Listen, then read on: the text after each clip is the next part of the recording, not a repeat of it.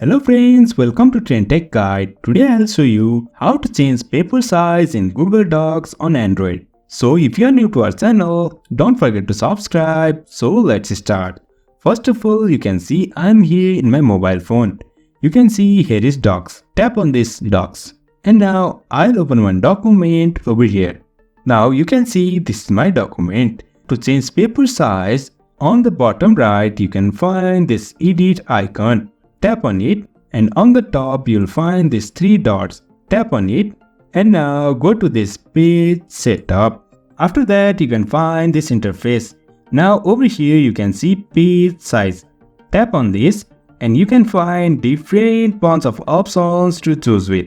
Now I'll go with this letter size. Just tap on this and you can find this our paper size is changed.